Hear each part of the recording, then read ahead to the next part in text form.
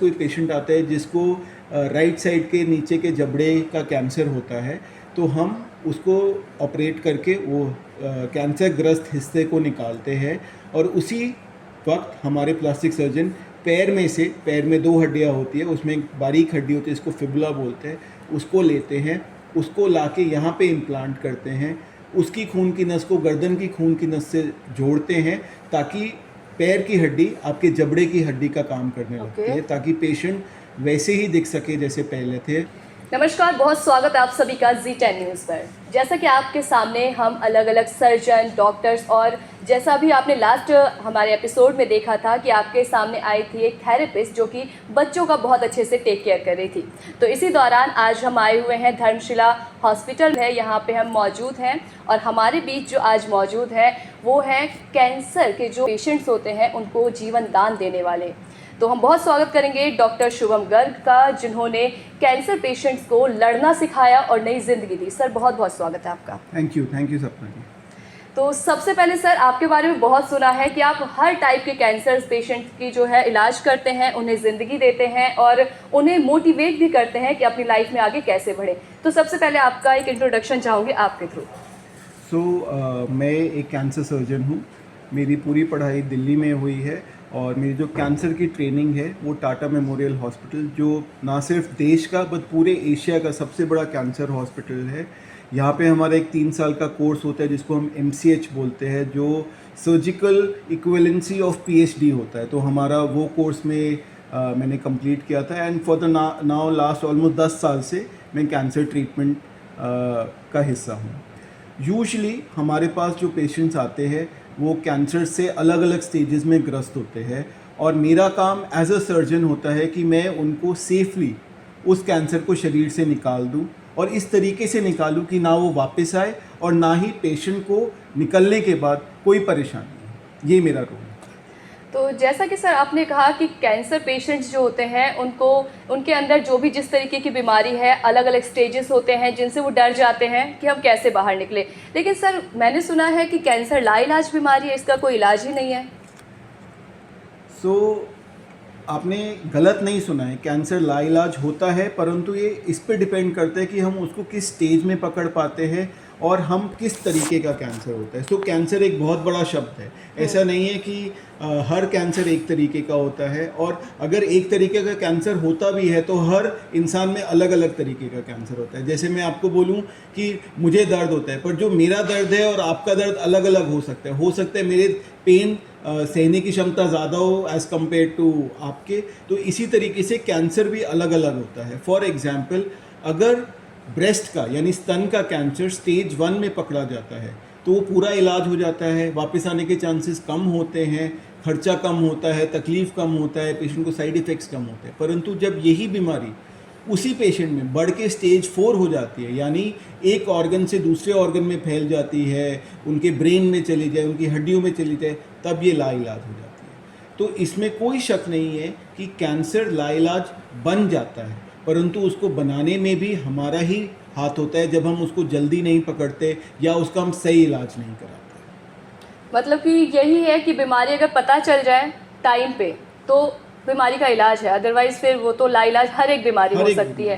तो सर आपसे ये भी जानना चाहूँगी कि कैंसर का ऐसा कौन सा स्टेज होता है जिसके बाद उस पेशेंट के अंदर आप कितनी भी दवाइयाँ कर दे या ऑपरेशंस कर दे, किसी भी तरीके की सर्जरी कर दे, तो इलाज नहीं हो पाता। मोटा मोटा कैंसर के 4 स्टेज होते हैं, 1, 2, 3, 4, एंड आई एम श्योर आपने और आपके पूरे ऑडियंस ने इसको फिल्मों में हमने अलग अलग बार सुना हुआ है। लास्ट स्टेज है, फर्स्ट स्टेज है। जब हम पहला, दूसरा और तीसरा स्टेज का बात करते हैं तब हम उसको क्योरेबल बोलते हैं। क्योरेबल मतलब कि हम बीमारी को पूरा हटा सकते हैं या हम दवाइयों से बीमारी को पूरा ख़त्म कर सकते हैं। किसी पेशेंट में हम इम्यूनोथेरेपी देते हैं, किसी में हम टारगेटेड थेरेपी देते हैं, किसी में हम रेडिएशन देते हैं, या इन सब का मिक्सचर हम करते हैं। परंतु जब वो स्टेज 4 हो जाती है तब हम ये नहीं बोलते कि वो क्योरेबल है, हम उसको ख़त्म नहीं कर सकते, हम उसको कंट्रोलेबल बोलते हैं। कंट्रोलेबल मतलब हम दवाइयों से उसको कंट्रोल करके उसे छोटा कर सकते हैं, उसको चेक में रख सकते हैं, बट वो नहीं बढ़े। बट स्टेज 4 ऐसा होता है जब आप सोचते हो कि आप उसको ज़ीरो नहीं कर पाओगे, और तब आप कहते हैं कि आप बीमारी के साथ ही रहो। तो सर कैंसर जो है बेसिकली किसी एक एज ग्रुप से ही स्टार्ट होता है या फिर छोटे बच्चों में भी हो सकता है ये? सो कैंसर किसी भी एज ग्रुप में किसी को भी हो सकता है। यूजुअली ये माना जाता है कि कैंसर हायर एज ग्रुप यानी 50-60 साल में होता है, परंतु ऐसा नहीं है। हमने यंग पेशेंट्स यानी बहुत छोटे बच्चों में भी कैंसर होते हुए देखा है। हाँ, इसमें ये डेफिनेटली फ़र्क है कि जो हमारा यंगर एज ग्रुप में कैंसर होते हैं वो अलग तरीके के होते हैं। For example younger age group में हमें ज़्यादा ब्लड कैंसर्स मिलते हैं, हमें ज़्यादा कैंसर्स मिलते हैं जो उनके बोन मैरो से रिलेटेड होते हैं। परंतु जैसे जैसे हमारा एज बढ़ता जाता है, हमारे सॉलिड कैंसर्स यानी फीमेल्स में ब्रेस्ट का कैंसर, पुरुषों में मुंह का कैंसर या फेफड़े का कैंसर मिलता है। तो कैंसर किसी भी एज में हो सकता है, उसके टाइप्स अलग अलग होते हैं। सर, जैसा आपने कहा कि फीमेल में ब्रेस्ट कैंसर होता है, मोस्टली देखा भी जाता है, बहुत से ऐसे केसेस भी आते हैं, हमने बहुत से ऐसे केसेस सुने हैं। लेकिन सर ये भी फैक्ट है कि ब्रेस्ट कैंसर फीडिंग कराने से होती है? सो ब्रेस्ट कैंसर हमारे देश का सबसे कॉमन कैंसर्स है लेडीज़ में, यानी स्त्रियों का सबसे कॉमन कैंसर है। इनफैक्ट ब्रेस्ट कैंसर सबसे तेज़ी से बढ़ने वाला भी कैंसर है, और इसी वजह से इसके साथ बहुत सारे अलग अलग और गलत मिथ्स भी एसोसिएटेड है। और इसमें एक बहुत कॉमन मिथ है कि ब्रेस्ट कैंसर अगर आप फीडिंग कराते हो तो बढ़ता है। एक्चुअली इसका उल्टा है। अगर आप फीडिंग कराते हो तो वो एक प्रोटेक्टिव इन्फ्लुएंस होता है, और जो लेडीज़ अपने बच्चे को नवजात बच्चे को फीडिंग कराती है उनको ब्रेस्ट कैंसर होने का रिस्क इनफैक्ट कम होता है। इसीलिए जो रिकमेंडेड है कि पहले 6 मंथ्स तक उनको सिर्फ ब्रेस्ट फीड मिलना चाहिए, वो बहुत असेंशियल है बोथ मदर के लिए, बिकॉज वो उनके प्रोटेक्शन के लिए होता है, एज वेल एज बच्चे के लिए, क्योंकि उसके न्यूट्रिशन के लिए होता है। तो इसमें कहीं भी किसी भी तरीके से फीडिंग पार्ट नहीं है इस कैंसर के होने का। और दूसरी चीज़ सर, जैसे लोग कहते हैं कि गुटखा तंबाकू ना खाएं जिससे कि कैंसर होता है, लेकिन कई ऐसे केसेस हमने देखे हैं, बहुत से ऐसे केसेस आए हैं जिसमें जो भी पेशेंट है उन्होंने कभी भी गुटखा नहीं खाया होता है, तंबाकू या मतलब किसी भी तरीके का किसी भी पदार्थ का सेवन नहीं किया होता है, लेकिन फिर भी उनमें कैंसर होता है। वो किस तरीके से? सपना जी, बहुत अच्छा सवाल पूछा एंड आई एम श्योर अगर आप एक एग्ज़ाम देने जाते हो और अगर एग्ज़ाम आप पढ़ाई करके जाते हो तो आपके पास होने के चांसेस बढ़ जाते हैं। बट अगर आप एग्ज़ाम बिना पढ़ाई के देने जाते हो, ज़रूरी नहीं आप फेल होगे, उसमें भी आप पास हो सकते हो, बट आपके पास होने के चांसेस कम हो जाते हैं। इसी तरीके से अगर आप तंबाकू खाओगे, अगर आप शराब पियोगे, अगर आप स्मोक करोगे तो आपके कैंसर होने के चांसेस बहुत बहुत बढ़ जाते हैं। बट इसका मतलब ये नहीं है कि जो स्मोक नहीं करता है या वो जो तंबाकू नहीं खाते उनको कैंसर नहीं होगा। उनको कैंसर होता है, हो सकता है उनको एयर पोल्यूशन की वजह से होता हो, बट उनको होने के चांसेस बहुत कम हो जाते हैं। तो इसलिए ये कहना गलत है कि जो तंबाकू नहीं खाते उनको कैंसर कभी नहीं होगा, पर ये भी कहना गलत है जो तंबाकू खाते हैं उनको हमेशा कैंसर हो जाएगा। तो कहने का मतलब है कि तंबाकू खाने से कैंसर का रिस्क बढ़ जाता है।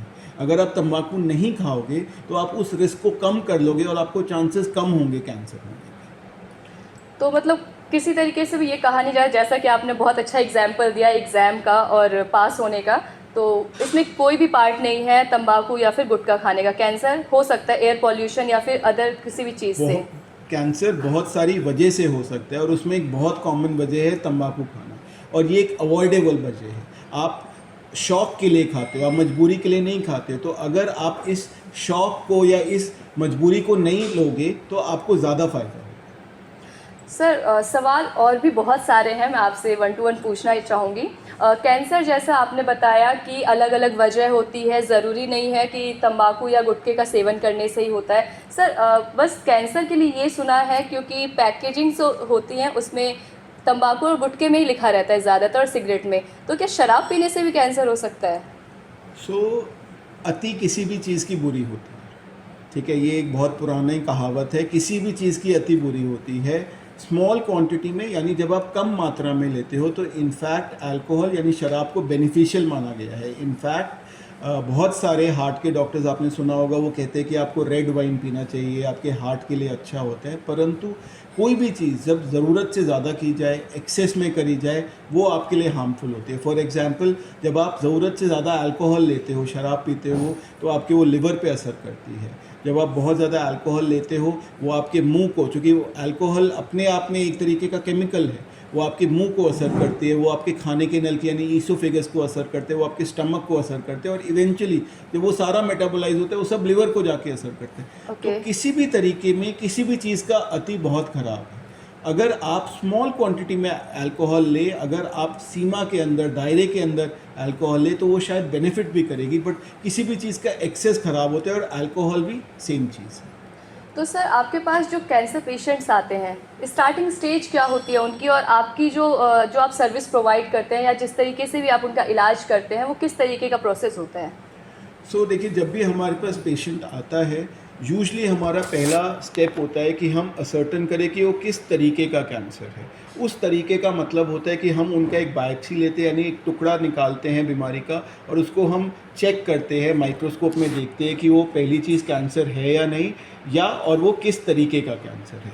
नेक्स्ट स्टेप होता है उसका स्टेज पता करना कि ये कैंसर कहाँ तक गया हुआ है, कितना गया हुआ है और कौन कौन से ऑर्गन्स उसने अफेक्ट किए हुए हैं। ये हमारा सेकंड स्टेप होता है। जब ये दोनों चीज़ें कंफर्म हो जाती है उसके बाद हम ट्रीटमेंट डिसाइड करते हैं। मोस्टली हमारे पास पेशेंट्स थोड़े एडवांस स्टेज में आते हैं, बिकॉज बहुत सारे लोग अपने शरीर के ध्यान नहीं देते हैं, उनको तकलीफ हो फिर भी उसको अवॉइड करते रहते हैं। तो ये हमारा नहीं, हमारे देश का प्रॉब्लम है कि most of the times patients हमारे पास स्टेज 3 में आते हैं या स्टेज 4 में आते हैं। बहुत रेयरली हमारे पास फर्स्ट या सेकंड स्टेज में आते हैं पेशेंट्स। तो सर कैंसर के लिए क्या इलाज ही सफिशिएंट है या फिर किसी तरीके की चीज़ों को अवॉइड करना या फिर अपने हेल्थ को लेकर बहुत ज़्यादा जागरूक होना, कुछ इस तरीके के उनके लिए एक्सरसाइज हो सकते हैं या फिर खाने पे भी कंट्रोल हो सकता है, इस टाइप का भी कुछ चीज़ होता है जिससे कि उसे अवॉइड किया जा सके, जो इंसान टबैको या फिर किसी तरीके का नशा नहीं लेता हो? सपना जी, इसका बहुत सिंपल जवाब है। जो भी आप चीज़ अपने बच्चे को खिला सकते हैं, जो भी आप अच्छी हैबिट अपने बच्चे को डाल सकते हो, वही चीज़ आपके लिए अच्छी है। आप कभी अपने बच्चे को अल्कोहल लेने को नहीं बोलते हो, आप कभी अपने बच्चे को स्मोक करने को नहीं बोलते हो, आप कभी अपने बच्चे को तंबाकू खाने को नहीं बोलते हो, पर जब आप बड़े हो जाते हो आप यही सारी चीज़ें करने लग जाते हो। आप अपने बच्चे को हेल्दी डाइट देना चाहते हो, आप अपने बच्चे को कहते हो तुम बाहर का मत खाओ, आप अपने बच्चे को 3 दिन पुराना खाना नहीं देते हो, बट जब अपने पर आती है आप अपने काम में इतने मशरूफ़ हो जाते हो कि आप 3 दिन पुराना भी माइक्रोवेव में गर्म करके खा लेते हो, आप बाहर का कुछ भी मिल जाए आप खा लेते हो। सो अगर हम अपने डेली चीज़ों को सुधार लें तो आपको किसी दवाई की ज़रूरत और किसी डॉक्टर की ज़रूरत नहीं पड़ेगी। अब हम डेली चीज़ों को कैसे सुधार लें?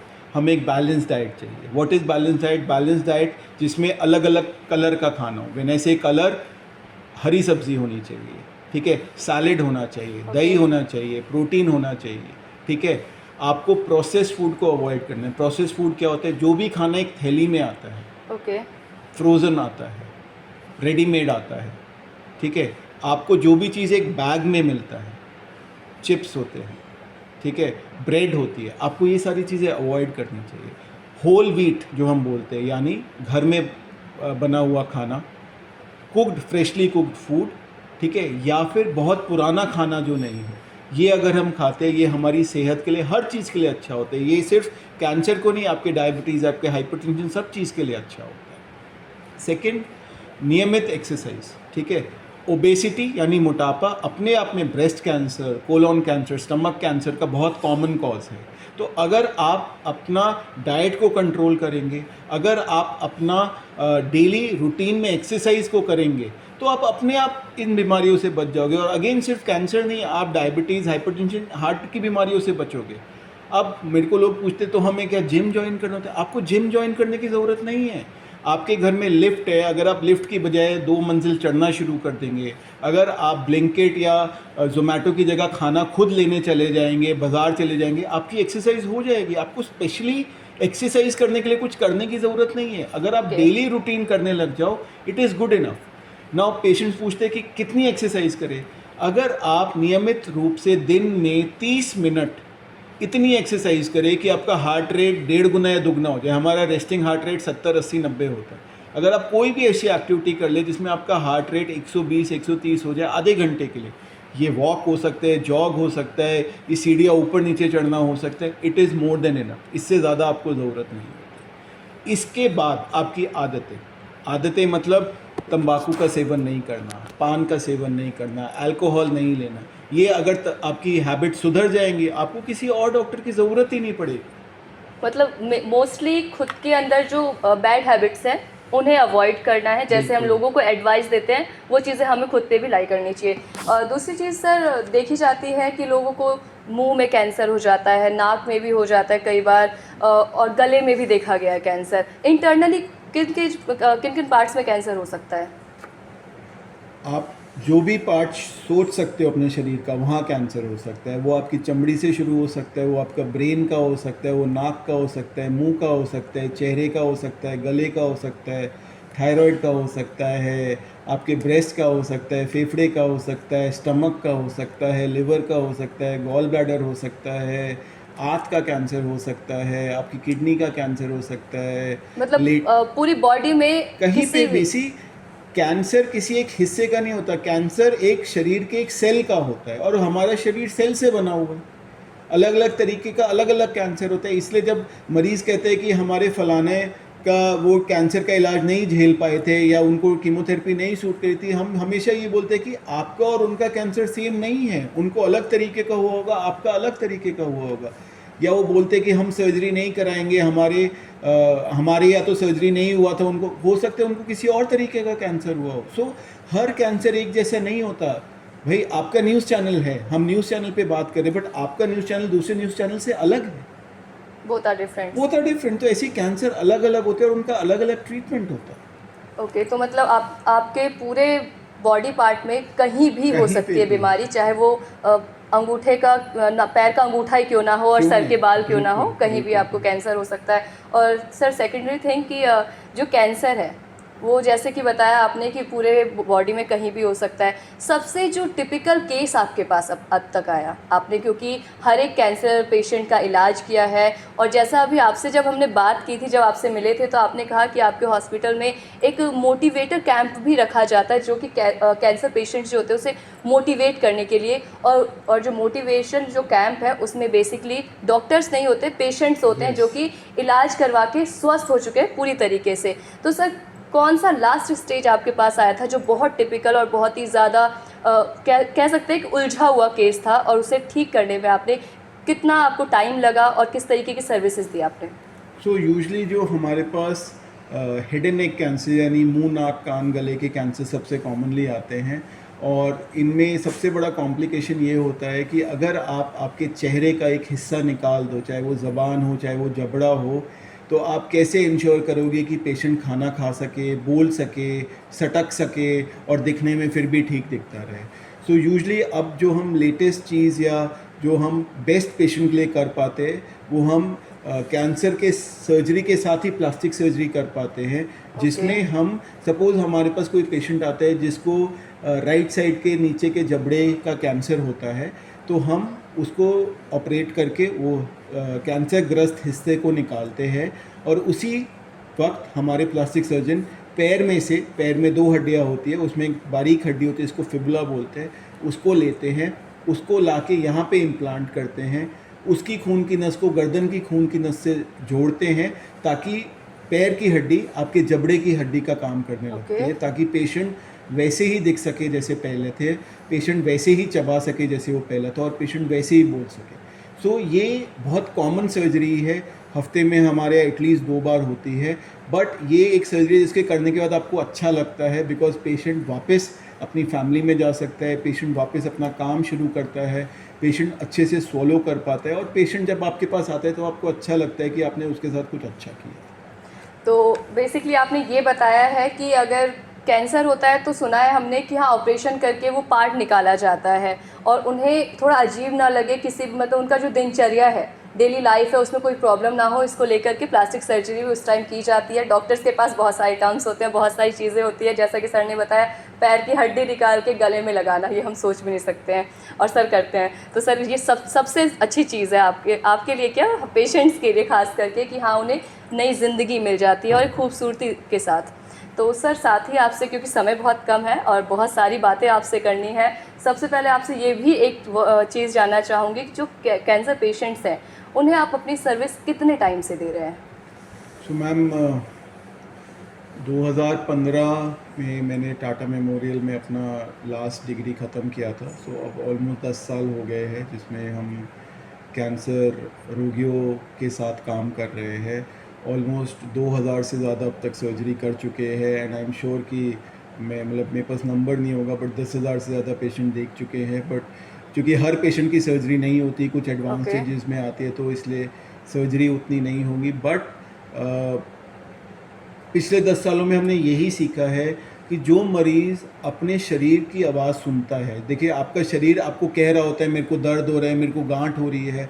जो मरीज़ अपने शरीर की आवाज़ सुनता है, जो मरीज़ अपने पे ध्यान देता है, वही ठीक हो पाता है। हमारे पास बहुत पेशेंट आते हैं जो कहते हैं कि हम बच्चे की पढ़ाई में उलझ गए थे, माँ के इलाज में उलझ गए थे और अपना ध्यान नहीं रख पाए थे। हमें दुख होता है बट हम उनकी मदद नहीं कर पाते क्योंकि वो लेट स्टेज में आते हैं। तो आपके थ्रू, आपके चैनल के माध्यम के थ्रू मैं यही बोलूँगा कि ये जो शब्द है ना कि कैंसर लाइलाज है, कैंसर लाइलाज नहीं है। कैंसर सीधा चौथी स्टेज में नहीं आते, वो कभी तो पहली स्टेज में रहा होगा जी। जब हमें नहीं पता चला। वो हमारी गलती है, हमें नहीं पता चला।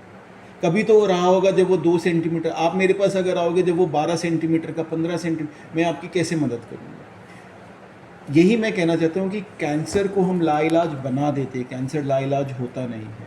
अगर आप सही जगह पे, सही समय पे, सही डॉक्टर से सही इलाज करा लोगे, आप ठीक हो जाओगे। And that is what the request is. Sir आपने कहा कैंसर लाइलाज नहीं होता।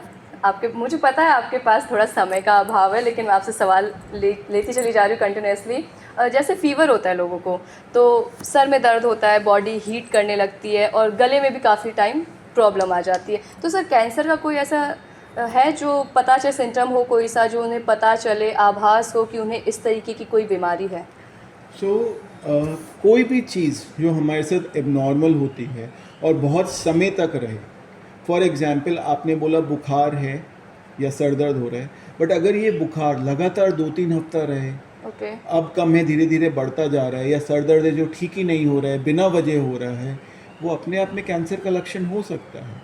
सो कोई भी एबनॉर्मल चीज़ जो आपके साथ हो रही है, चाहे वो एबनॉर्मल स्वेलिंग है, वो स्वेलिंग हो सकता है आपके ब्रेस्ट में हो सकता है एक ज़ख़म हो जो आपकी ज़बान पर हो सकता है आपके लेटरिन में, आपके उल्टी में, आपके खांसी में, आपके पेशाब में एबनॉर्मल ब्लीडिंग हो रही है। ओके। पर अगर ये बार बार हो रही है, लगातार हो रही है, पहले कम हो रही थी और अब ज़्यादा हो रही है, गांठ है जो पहले छोटा था और अब बढ़ता जा रहा है, ठीक है, उस केस में हमें एक डॉक्टर को मिलना चाहिए क्योंकि वो कैंसर की शुरुआत हो सकती है। ठीक है सर। और दूसरी चीज़, बस आप एक बार अपने हॉस्पिटल का पूरा एड्रेस, क्योंकि हमारे जो भी दर्शक हैं वो बहुत ज़्यादा इच्छुक हो जाते हैं जब भी हम उन्हें इस तरीके के किसी सर्जन से मिलवाएं, या फिर जैसे आपके बारे में भी हमने बताया, तो डेफिनेटली बहुत से ऐसे पेशेंट्स होंगे जिनके लिए कह सकते हैं मुक्ति धाम के तौर पे आपका हॉस्पिटल साबित हो सकता है। तो सर प्लीज़ एक बार एड्रेस बताएं ताकि हमारे जो भी व्यूवर्स हो उन्हें अगर प्रॉब्लम है तो आपसे मिल सकें। हमारा hospital Dharamshila Narayana super speciality hospital है। ये दिल्ली में मयूर विहार एरिया में अशोक नगर मेट्रो स्टेशन के पास स्थित है। ये 30 साल पुराना कैंसर हॉस्पिटल है और हम इतने पुराना कैंसर हॉस्पिटल है जिस टाइम पे प्रॉब्ली दिल्ली में राजीव गांधी भी नहीं था। एम्स के बाद ये सेकंड कैंसर हॉस्पिटल था दिल्ली में जहाँ पे रेडिएशन की फैसिलिटी अवेलेबल थी। 25 से 30 नई सर्जरीज होती है, तो it's a busy hospital and हमारी टीम का यही कोशिश रहता है कि हम सबको अच्छा इलाज दे पाए और हम सही इलाज दे पाए। तो सर बहुत बहुत धन्यवाद, आपने अपना कीमती वक्त दिया और साथ ही जिस तरीके से आपने हर एक कैंसर के स्टेज के पर्सन्स, जो भी पेशेंट्स हैं, किस तरीके के उन्हें कैंसर होते हैं और क्या क्या लक्षण हो सकते हैं और उनको कहाँ कहाँ कैंसर हो सकते हैं। सबसे पहले आपने बोला अवेयरनेस बहुत ज़्यादा ज़रूरी है। अगर आप अवेयर हैं तो ही आप अपना इलाज करवा सकते हैं। चौथे स्टेज पे आपको डॉक्टर तो क्या भगवान भी नहीं बचा सकता, इसीलिए अवेयर होना बहुत ज़रूरी है। बहुत बहुत थैंक यू सर आपका। थैंक यू सपना जी, थैंक यू सो मच।